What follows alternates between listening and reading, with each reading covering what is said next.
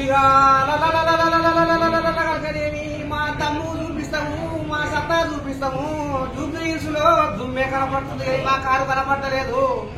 ఆకరం వస్తుంది కల్లా కారు కథ ఏడుకొస్తారా దేవుడు. రాను రాను రాను జూబ్లీహిల్స్ కి రాను రాను జూబ్లీహిల్స్ కి రాను. నా కారు పంచర్ అయ్యిందో, నా కారు పంచర్ అయ్యిందో. ఇల్లు తిరగబడితే ఓట్లేమో అడుక్కబడితే, ఇల్లు తిరగబడితే ఓట్లేమో అడుక్కబడితే. రాను ఓడిపోయాను, రాను ఓడిపోయాను, రాను జూబ్లీహిల్స్ కి రాను, రాను జూబ్లీహిల్స్ కి రాను. మరి ఇప్పుడు ఏడు పోయినమ్మా కేసీఆర్ కావుదార కొడుకు రాముడు. ఇక ఏడిగో ఇంటాడు, పోయిండు ఊరు దాటిండు.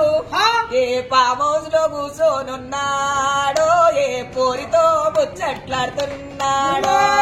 ఏ ఫామ్ హౌస్ లో కూర్చున్నాడో, ఏ ముచ్చట్లాడుతున్నాడో.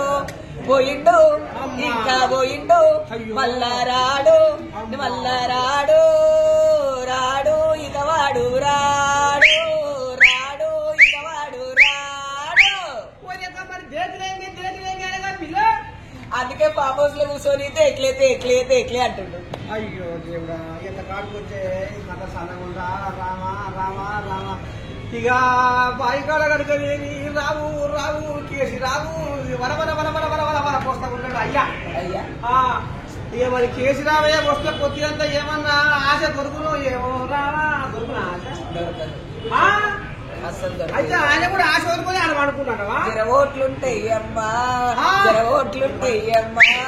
నీకు 2000 ఇస్తా, 3000 ఇస్తా. టీఆర్ఎస్ కు ఓటేయమ్మా అమ్మా, అమ్మా మాకు ఓటేయమ్మా అమ్మా, అమ్మా మాకు ఓటేయమ్మా అని బీఆర్ఎస్ వాళ్ళు ఇట్లా అడుక్కున్నా కూడా ఓట్లేయలేదు.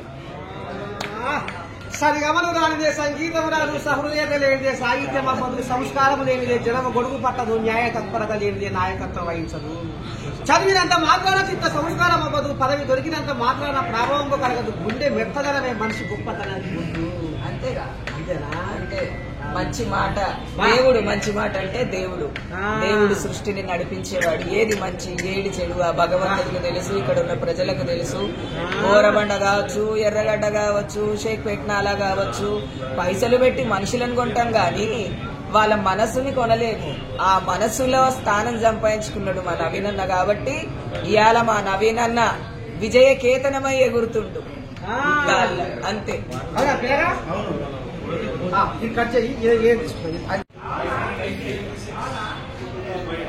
ఇక చంద్రముఖి ఇలా మరి ఏం పలుకులు వరకపోతుంది. చంద్రముఖి ఉంది కదా మొత్తానికి. మరి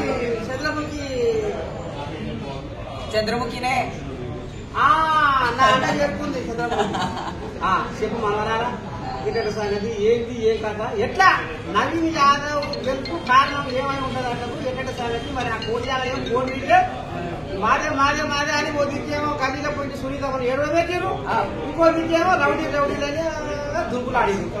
ఎట్లా ఏమనుకున్నారు జనాలు, ఎట్లా ఈ గెలుపు సాధ్యమా? గెలుపుకు ముఖ్యమైన కారణం ఏంటి అంటే జూబ్లీహిల్స్ కాన్స్టిట్యున్సీలో ఎవరు పని చేశారు, ఎవరు ప్రజల నాయకులు అనేది జూబ్లీహిల్స్ లో ఉన్న ప్రజలకి చాలా బాగా తెలుసు. ఏదో మొగుడు దచ్చిన కుండలు తీసుకుని వచ్చి కూర్చోబెడితే ఓట్లు పడతాయి అనుకోవడము అది చాలా చిల్లర పని. అది పోనీ తిరిగి చూస్తే మా మొదటి పెళ్ళావా అంటే కాదు, రెండో పెళ్ళావా అని అన్నే చెప్పి అక్కడ నువ్వు చదవాలి ఓడిపోయినట్టే కదా. అయితే ఒక్కరి పిల్ల ఇంటోడు ఈతతో కొట్టే బయట ఒకతో కొట్టినట్టు వాళ్ళ కుటుంబం కూడా కష్టపడి వాళ్ళని చేసి అసలు ఆమె మా అయ్యా భార్యనే కాదని కోరుకోదీపు అక్కడ తారకపతి మేము బతికాడు ఆయన దానిలో. ఇక మాగడి కనకని కూడా ఏదో కథ నడిపించాడు. కేటీ రాముడు కనీసము మాగడిని కడసారిగా చూపు చూసుకున్నామంటే అన్న తల్లి పేరు బంధాన్ని కట్టెలు పెట్టి కత్తిరించిండు.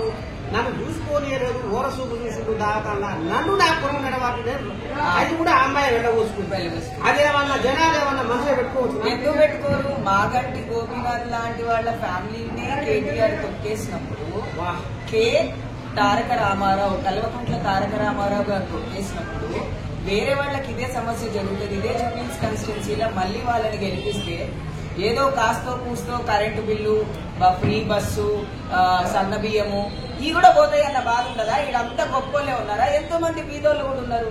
గొప్పల ఓట్లు 100 ఉంటే బీదోల ఓట్లు 300 ఉన్నాయి. నువ్వు పైస పెట్టి కొనాలి అనుకుంటే కొనలేవు. నువ్వు ఎప్పుడైనా న్యాయం గెలవాలి అంటే న్యాయంగానే పోవాలి. వీళ్ళని రౌడీ షీటర్లు అన్నావు, వీళ్ళని గుండాలు అన్నావు, వీళ్ళు హిజరాల దగ్గర డబ్బులు వసూలు చేస్తారని చెప్పినవు. ఒక 100 మంది ట్రోలర్స్ ని పెట్టుకుని దునియాసే సోషల్ మీడియాలో ట్రోలింగ్ చేసినావు. కానీ ట్రోలింగ్ చూసేటోళ్ళంతా ఎక్కడెక్కడెక్కడెక్కడ ఏ దేశపోల్లో చూస్తారు. కానీ జూబ్లీహిల్స్ కాన్స్టిట్యున్సీలో 3,90,000 మందికి వాటితో ఏం పని? అన్నతో పని, శ్రీశైలం అంకులతో పని, నవీన్ అన్నతో పని. అసలు ఈ రోజు ఎట్లుందంటే కుక్కగాడు షొప్పు దెబ్బ అన్నట్టు కనీసం ముసుకేసుకుని కూడా బయటకు వచ్చేటట్టు లేడు కదా మరి తారక రామారావు.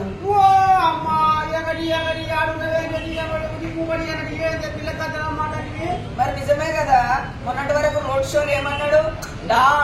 డుస్ అన్నాడు, దీపావళి అన్నాడు, దసరా అన్నాడు, బతుకమ్మ అన్నాడు, అన్ని అన్నాడు. ఇవాళ అన్ని ఆయన బొంద మీద పోయినాయి.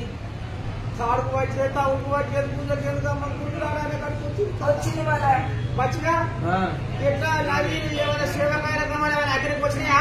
100% వచ్చినాయి. ఇప్పటి నుంచి కాదు, ఎమ్మెల్యే టికెట్ ఇచ్చిన సేవ చేస్తాడు. 2014 నుంచి సేవ చేస్తూనే ఉన్నాడు. జూబ్లీహిల్స్ ప్రజలందరికీ తెలుసు. ఎవరో పక్కతో వాటికి బ్యాడ్ గా మాట్లాడుతుంది తప్ప నవీన్ యువకుడు, జనం మెచ్చిన నాయకుడు. కేసీఆర్ గారి తర్వాత మళ్ళా జనంలో తిరిగే నాయకుడు అంటే మన నవీన్ యాదవ్.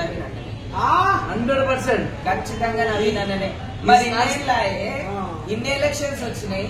మరి కేటీఆర్ ఏ రోజు రాంది ఇయ్యాలనే జూబ్లీహిల్స్ పర్యటనకి ఎందుకు వచ్చిండు? మరి ఎందుకు మరి కేటీఆర్ వచ్చిండు, కేసీఆర్ ఎందుకు రాలేదు?